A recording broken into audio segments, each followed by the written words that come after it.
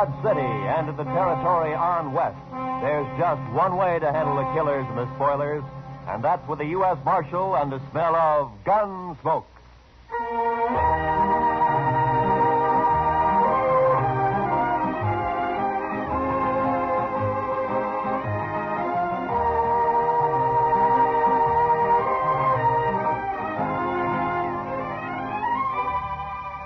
Gunsmoke, starring William Conrad, the transcribed story of the violence that moved west with young America. The story of a man who moved with it. Matt Dillon, United States Marshal.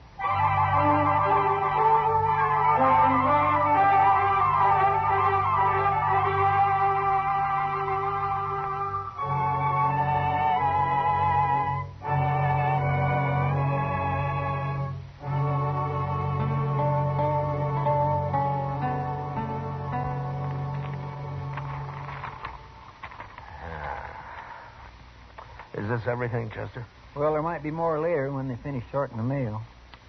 Hey, where's that telegram? Oh, what telegram? I thought I put it right on top. Let me take a look. Oh, yes. Here it is. Might be important. Well, we'll soon see. Well, it's from Bill Hickok. Up in Abilene? Yeah. What'd you say, Mr. Dillon? Teeters and Gridler headed for Dodge. Keep them there, but don't arrest them until I get there with murder witness. Or I'll write Washington all I know about you. Signed Hickok. Oh, then Mr. Hickok's coming here, huh? Well, that's what he says. Well, how'll you recognize those two men, Mr. Dillon? I expect I'll recognize him all right. Oh, you know them. Yeah, we've met. Teeters and Gridler are gunmen, Chester. The kind who kill as easy as most men shake hands. Just about as often. Too bad you can't just put them in jail. Yeah. Well, we'll start meeting the trains. There's one in at noon, sir. Good. Then we'll meet it.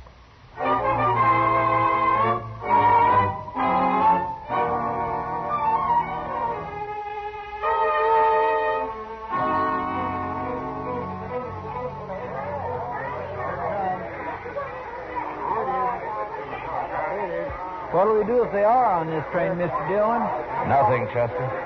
I'll find them later and talk to them, but not in a crowd like this. Yes, sir. You know, every time I see a train, I am just overpowered with the urge to travel. Oh? Where to? Anywhere. Anywhere but Kansas. Well, I don't think you'd like it back east any better. Why not? You just have the urge to come out west again. I know your kind. I suppose you're right, sir. But still, it'd be good to walk down a street that wasn't all heat and dust and that wasn't crowded with a lot of grimy men looking for trouble. And I wouldn't mind seeing some women, married women, with kids and parasols and Wait a Bibles minute, Chester. There they are. Where? They just got off the end car. Those two headed for the depot there. One of them's tall? Yeah. That's Teeters in the black hat. The other's Gridler. I'll just step around the corner here and see which way they head. Yes, sir.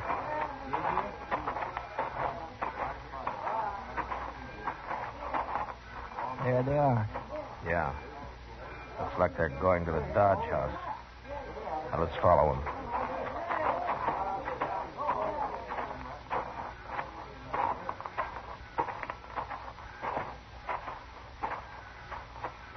Yep, that's where they're going, all right. Now, let's wait here. I'll let them get a room, and then I'll go talk to them. But if you can't arrest them... And I'll just try to make them feel welcome to stay in Dodge. When do you think Mr. Hickok will get here? Oh, be a couple of days anyway, Chester. Look, right now, I want you to go back to the depot and ask the ticket agent to let me know if Teeters and Gridler start to leave anytime. You can describe them to him. All right, sir. And then go to the stage office. Yes, sir. And go to all the stables, too. If they rent or buy any horses, I want to know about it right away. I'll tell everybody. Also, tell them to keep quiet about it. I'll be back at the office later, huh? Right, sir.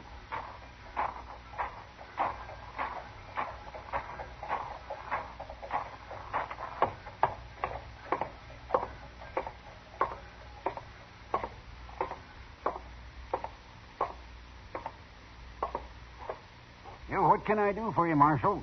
2 men came in here just a minute ago. One of them was tall, black hat. Well? Well, what, Marshal? You were here. Did you see him? Those were gunmen. I could tell. The tall one's Teeters and the other one's Gridler. Those the names they gave you? Yes, but there'll be trouble if you try to arrest them here, Marshal. Can't you wait until they're outside in the street someplace? No. What if they're after you? I've got nothing to do with men like that, Marshal. There's no reason in the world that Now, they'd just take it easy. They've never heard of you, and I'm not going to arrest them. But since you're a good, helpful citizen, maybe you can tell me what room they're in. Certainly, Marshal, certainly. Number 25. Up the stairs and turn to your left. Thank you very much.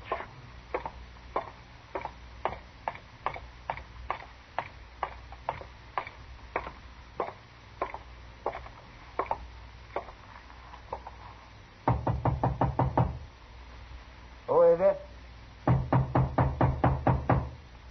Well, who is it, I said? All right, open it, Gridler.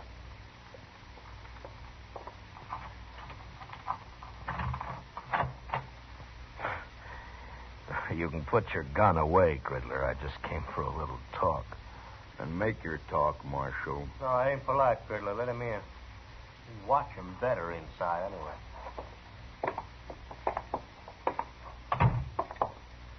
Hello, Teeters. What's on your mind, Marshal? I'm just trying to think. Last time I saw you men was in, let me see, was it Tascosa? Never mind all that, Marshal. Why are you here? No, I heard you were in town. I thought I'd drop by and say hello. News must travel pretty fast in Dodge. We ain't been here 15 minutes all told. Well, maybe he was expecting us, Gridler. I happened to be at the depot. I noticed you get off, so I followed you here. All right. But we're not wanted, Marshal. Matter of fact, a judge up in Abilene just turned us loose. Wasn't no witness to that killing. Wild Bill tried to frame us, but didn't work.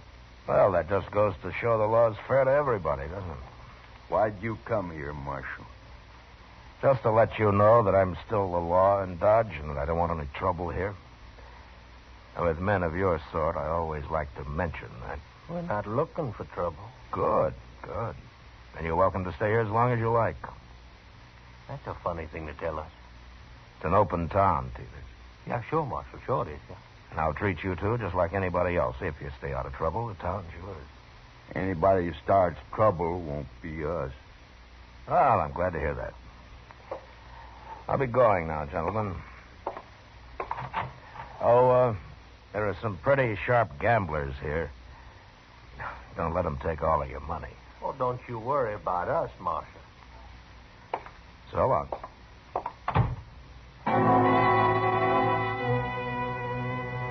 There was no way of figuring how long Teeters and Gridler might stay in Dodge. If they took a notion to do some gambling, it might be a week or two, or they might move on in an hour.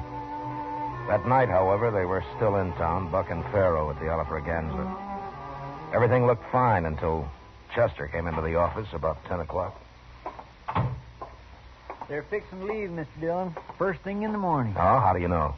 Jim Bunch at the stage office. He just told me they came in and paid their fare to Sharon Springs on the morning stage. Sharon Springs, huh? And then they're headed for Denver. Looks like it, sir. All right, Chester. Go tell Jim that I'm going to be on that stage tomorrow, too. If he likes, I'll ride shotgun for him. One of the boys can have a little time off. I'll tell him, sir. But are you going all the way to Denver? I'll follow him all the way to San Francisco if necessary. You can tell Hickok that when he shows up. Too bad he won't be here before they leave. And it'll be another day before he can get here. But that won't be too far behind us. Stage leaves at 8, right? Yes, sir. I'll be there to see you off, Mr. Dillon. Fine. We'll meet at the Dodge House for breakfast if you like. All right, sir.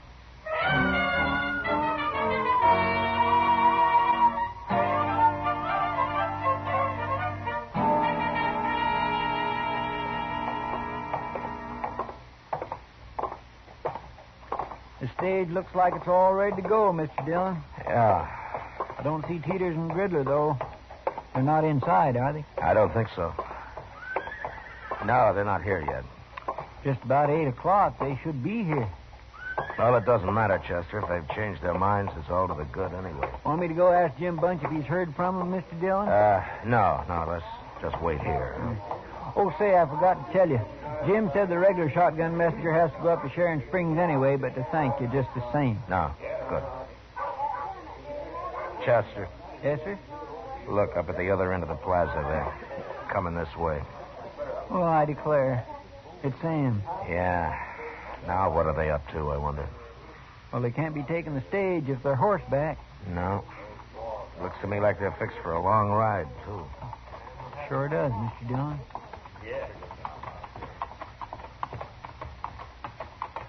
You're up early, Marshal. Yeah. So are you, Teeters. Cooler in the morning. Well, for traveling, it is. So long, Marshal. What's the matter? Did you lose all your money last night? Yeah. Next time we'll follow your advice. So long. Will we go after him? Chester, you stay here and explain things to Wild Bill. I'll be on their trail. As soon as they're out of sight, I'll get my horse. You can tell Jim I won't be taking the stage. All right, sir. I'll leave as clear a trail for Hickok as I can. Yes, sir, I'll tell him.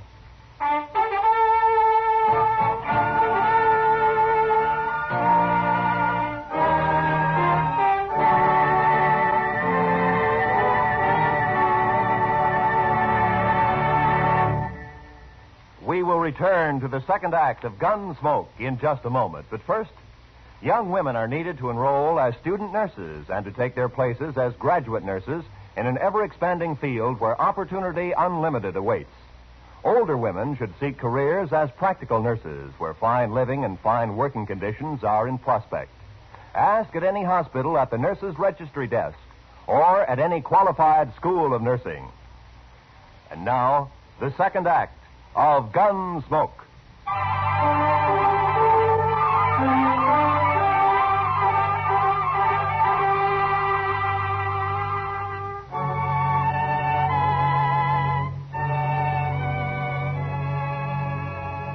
I did my best to stay out of Teeters and Gridler's sight. But if they had suspicions of being followed and were watching their back trail, they'd have known I was there, all right. The land was flat, and we frequently crossed great patches of powder-dried dirt that smoked the air with dust under the horses' feet. After an hour, they began to swing slowly north. And by noon, it was clear that for some reason they were riding in a great half-circle. They'd left Dodge, headed west, and sure enough, just after sundown, they rode back into town from the east. I waited until dark, then came in. Put my horse up. The office was empty, so I walked up to Delmonico's, where I found Doc having supper. Oh, Matt. Oh, sit down. Oh, thank you, Doc. Oh, you look hungry enough to even eat this food. Yeah, it's been a long time since breakfast, Doc. Yeah, a man ought to eat 3 meals regular, Matt. You'll get run down if you don't. Yeah, sure, Doc. Only sometimes you have to eat when you can. Oh, that's what you have a hard day, Matt? Yeah, I've been riding, Doc. Riding around in circles. Oh, is that what the government pays you for? Oh, I'd like to have your job. Right? I wouldn't be too sure of that, Doc. It isn't always this easy. Yeah, I know, Matt. Chester told me. What happened? You lose them? No, I didn't lose them. Matter of fact, they're coming in here right now. Huh? What do you mean they're coming? Those two? Yeah, They're pretty hard-looking fellas. they are. Evening, Marshal. Oh, hello, Teeters. Gridler. Marshal. This is Dr. Adams, gentlemen. How are you? All right, Doc. How are you? Well, what's on your mind? You are, Marshal. What? That was you trailing us all day, wasn't it?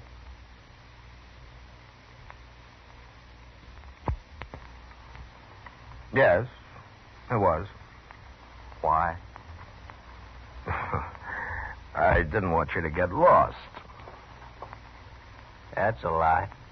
Then let's say that I didn't want you to get into any trouble. You going to tell us what it's all about, Marshal? Well, you're not exactly the most reputable citizens in Kansas. I just wanted to have an eye on you, that's all. You sure do. Because like I told you, you keep out of trouble, and you're welcome to stay here. Just remember one thing, Marshal. There's two of us. And next time you follow us, you might not come back. Well, taking chances like that's part of my job, Mr. Teeters. That's a poor job, then. Yeah, sometimes I think so, too. Come on, Teeters, let's get out of here. Here. Well, they're not very polite, are they? No, but they're smart. Smart enough to figure something's wrong, anyway. Well, you think they might bolt, Matt? It depends on how smart they really are, Doc. Right now, they're so curious they might stay around just to see what it's all about. Oh, Mr. Dillon? Oh, hello, Chester. Oh, Pull up hi, a chair. Doc. Mm-hmm. Pull up a chair, Chester. I won't have time. We better get right over to the depot. Oh, why? What's happened? Well, sir, I saw them ride back into town. The first thing they did was go to the depot and ask about a train. Oh, were you there? No, sir, the agent came and told me like he'd promised. Train goes at 7:30, doesn't it? Yes, sir. And it's just about that now. I've been looking everywhere for you. Doc, if that waiter ever does come around, tell him to hold a steak for me, will you? I might just be back for it. Sure, Matt. Yes, sir. And good luck. Yeah, thanks, Doc. Come on, Chester.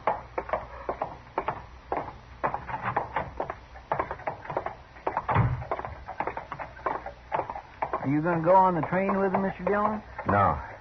Hickok's sure to be here in the morning, Chester. If I can keep him off this train tonight, I doubt they'll try anything else till tomorrow. Yeah, but you can't arrest him. Yeah, I know. Well, then, how I'll just face him off it, Chester. So keep your head up. Yes, sir.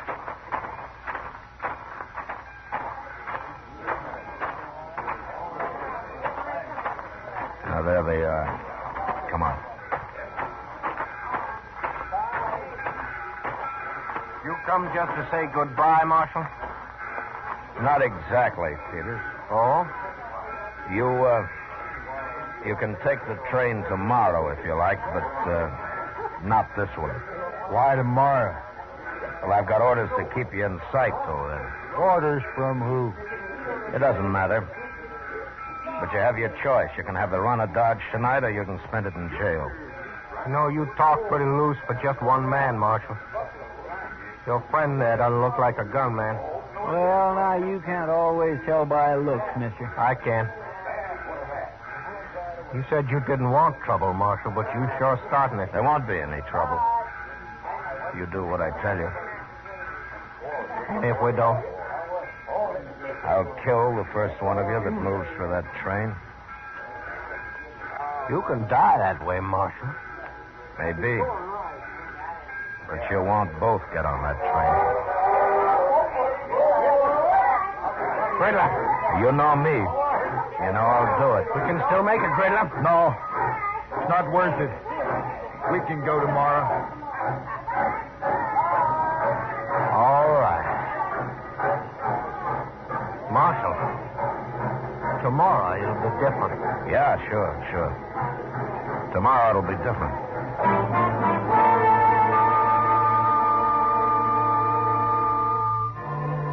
Chester and I met the noon train next day.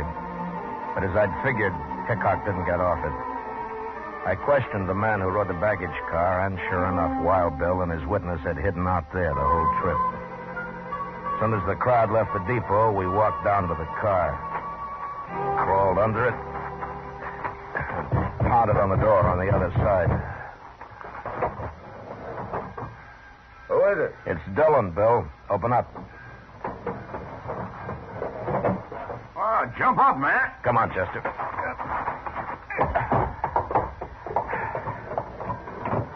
Oh, Matt, how are you? Oh, fine, Bill, fine. Oh, this is Chester Proudfoot. How do you do, Mr. Hickok? Chester. Sam, come over here. This is my witness, Sam Trimble. Howdy, Mr. Trumbull. They still here, Matt? Yeah, but we better move fast. Matt, that judge up at Abilene's crazy, but he's still the judge. And he says Trimble here has to identify Teeters and Gridler before I arrest him this time. But, Bill, they can't be tried twice for the same crime. I know that, Matt, but I'm after them for a second murder they did. I'd suggest we just go kill him, but I've been waiting a long time to see these two hung, and by glory, I'm going to do it. Yeah, you will if you're lucky. Tell me, Mr. Trumbull, do these men know you on sight? Well, I'll tell you how it was, Marshal. I was in this stable where I work, over in Abilene, that is, and a fella come in for his horse, and I went to get it for him. I heard some shooting, and then two men ran right past me. I got a good look at them, all right. They just killed that fella, too.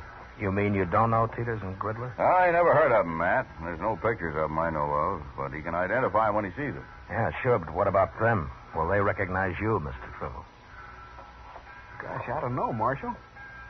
I hope not. They'd kill me on sight, wouldn't they? I hadn't thought of that. Well, you just do what we tell you to, and you'll come to no harm, Trumbull. Dillon and I are a fair match for those two. If they start any trouble, we'll be on them so fast they'll die on their feet. Taking a terrible chance. I hadn't thought of that. Easy, Trumbull, easy. An hour from now, we'll have them in jail with their teeth pulled. I sure hope so, but how are you going to do it? Just go find them, that's all. As soon as we get them locked up, I'll buy you the biggest steak you ever ate, Trumbull. Come on, let's go.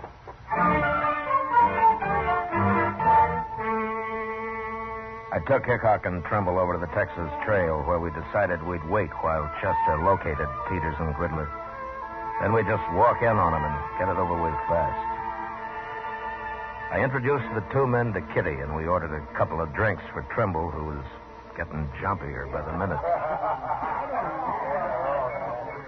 What are you two heroes doing? Getting this poor man drunk enough to fight him? Not exactly, Miss Kitty. He just lacks faith in us, that's all. I wouldn't have come if I'd thought about it. I sure would. Look, Trimble, it isn't often a man has both mine and Matt Dillon's guns behind him. You're as safe as you'd be in church. I don't go to church. Here, Mr. Trimble. Have another drink, huh? I will in a minute. I'm going out back first. Whatever you're up to, it's making him mighty nervous. Yeah. Well, I'll admit he usually leads a quieter life. He'll brag big, though, once he's back in Abilene. Tell me, Bill, do you plan to stay in Abilene long? Oh, I don't know, Matt. Charlie Utter keeps talking to me about Deadwood. Oh, it's as dusty up in Deadwood as it is in Kansas. Yeah, I know, Miss Kitty, but Charlie thinks some of that dust is made of gold. What's that? I don't know, but I'm going to find out. I'll go with you, Matt. All right, stay in here, everybody.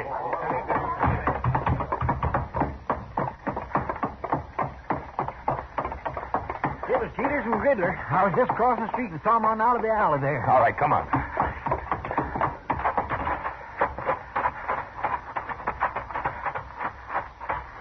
There he is. Yeah, it's Trimble. What happened, Trimble? They shot me. I was going to run away. And he got scared and ran right into him. Yeah, we shouldn't have let him alone at all. They said they saw me with you, Mr. Hickok. They said that's all they needed to know. And they shot me. Chester, go get the doc. Hurry. Yes, sir. Tell me, Trimble. They were the men who killed that fellow in Abilene. You recognized them all right? No. No. I never saw these two before. It wasn't them. What? I knew I shouldn't have come. I got killed for nothing. Trimble. Trimble. That's no use, Bill. Yeah. He got killed for nothing, all right. They must have figured he was a witness to some murder they did commit. Well, anyway, they'll hang for Trimble now. Let's find them before they get out of town, Matt. We'll find them even if they do. Hickok and I walked out of the alley and into the plaza. There were a couple of citizens who'd heard the shooting and had seen Teeters and Gridler run out of the alley. Told us that they'd gone into the Dodge house, and we followed. From the look on the clerk's face as we went past him and up the stairs, I knew that they were in their room. When we reached it, Bill stood on one side of the door, and I on the other. Think they'll fight, man? Well, let's ask him.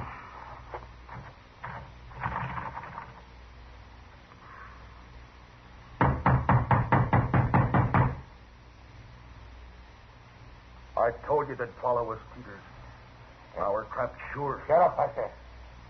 And it got us to the street on the line. Open the door. Throw your guns out. There's no use trying to fight. There's no use in hanging neither, Marshal. You can just take us the best way you can. No. Our chance hanging. We got off once. Till you get away from that door. I've listened to you enough. I ain't facing Dillon and Hickok both now. Hold your hands clear of that door. Peters, you shouldn't...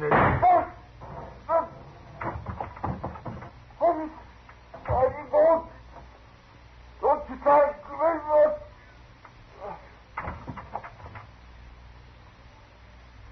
Wait, Matt.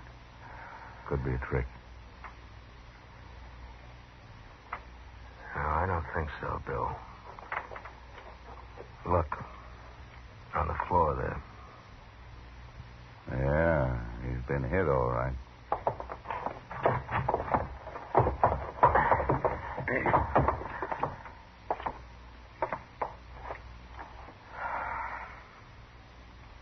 Well, they're both dead. Well, I sure never expected this. Saved us doing it, maybe. Riddler lost his nerve, blast him. Shooting was too good for these two. I wanted to see him hung. How things don't always work out, Bill. Well, they sure don't. Not lately, anyway. Matt, I think I'll go up to Deadwood with Charlie Utter right soon after all. Maybe I can find me a little peace and quiet.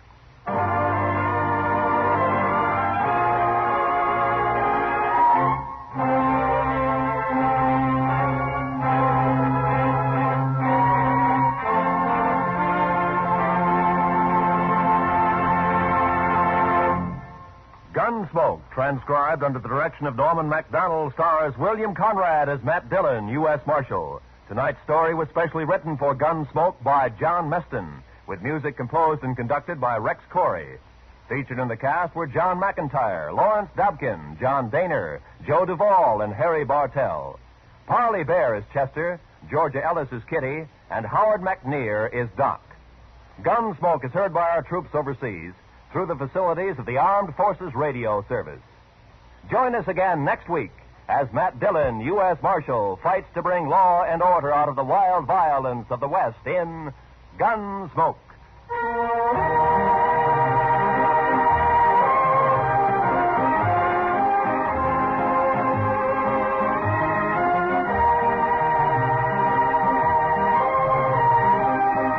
Many of the war orphans of Korea have never known peace or plenty. Their lives have gone from bad to worse. Now their future is in our hands. Without help, they cannot live. We can send them food through CARE, the American Package Sending Relief Agency. Send your contribution to CARE's local office or to CARE New York or CARE Los Angeles. This is Roy Rowan. This is the CBS Radio Network.